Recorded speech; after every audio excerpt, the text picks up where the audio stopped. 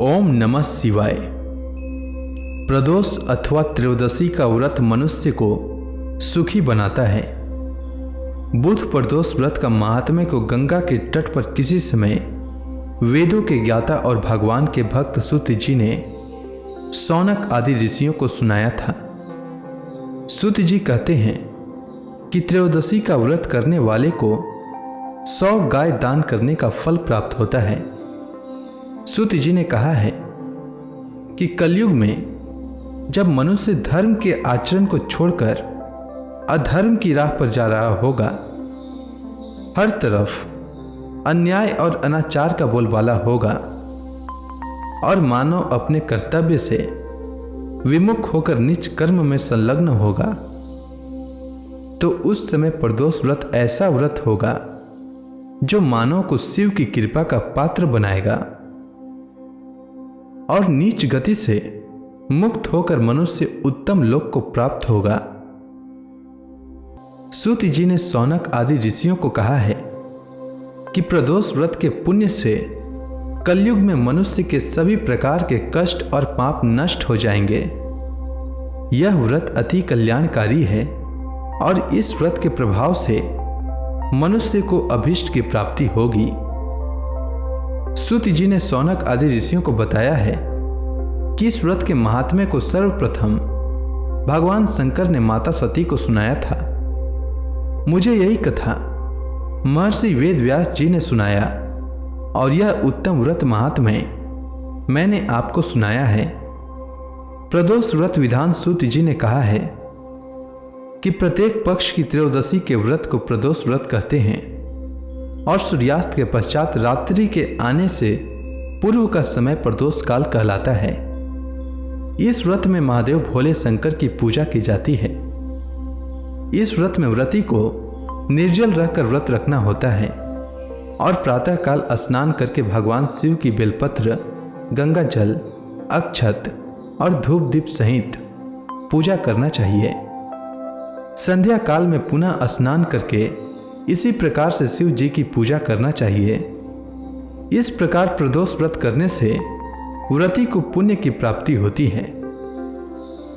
श्री सूत जी बुध प्रदोष व्रत की कथा सुनाते हुए कहते हैं, बहुत समय पहले एक पुरुष का नया नया विवाह हुआ था। विवाह के 2 दिनों बाद उसकी पत्नी मायके चली गई।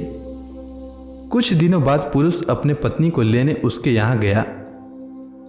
बुधवार को जब वह पत्नी के साथ लौटने लगा तो ससुराल पक्ष ने उसे रोकने का प्रयत्न किया कि विदाई के लिए बुधवार शुभ नहीं होता, लेकिन वह नहीं माना और पत्नी के साथ चल पड़ा। नगर के बाहर पहुंचने पर पत्नी को प्यास लगी। उसने अपने पति से पानी लाने के लिए कहा तो पुरुष लोटा लेकर पानी की तलाश में चल पड़ा और पत्नी वहीं पेड़ के नीचे विश्राम करने लगी। थोड़ी देर बाद पुरुष जब पानी लेकर आता है तो देखता है कि उसकी पत्नी किसी और के साथ हंस हंस कर बातें कर रही है और उसके लोटे से पानी पी रही है। उसको यह सब देखकर बड़ा क्रोध आता है। वह निकट पहुंचता है तो वह देखकर आश्चर्य रह जाता है कि जिस व्यक्ति को देखकर वह क्रोधित हो रहा था उसका शकल उसी की भांति था। पत्नी भी यह सब देखकर सोच में पड़ गई। दोनों पुरुष आपस में झगड़ने लगे। भीड़ इकट्ठी हो गई। सिपाही आ गए। हम सकल आदमियों को देखकर वे सभी आश्चर्य में पड़ गए। उन्होंने स्त्री से पूछा कि बताओ तुम्हारा पति कौन है। वह स्त्री किम कर्तव्य विमूढ़ हो गई। तब वह पुरुष भगवान शंकर से प्रार्थना करने लगा कि हे भगवान भोलेनाथ, हमारी आप ही रक्षा कर सकते हैं, हमारी रक्षा करें। मुझसे बहुत बड़ी भूल हो गई कि मैंने सास ससुर की बातें नहीं मानी और बुधवार को पत्नी को विदा करा लिया। मैं भविष्य में ऐसा कदापि नहीं करूंगा और मैं बुधवार को पड़ने वाला प्रदोष व्रत रखूंगा, साथ ही धर्म सम्मत कार्य करूंगा। हे भगवान, हमारी रक्षा करें।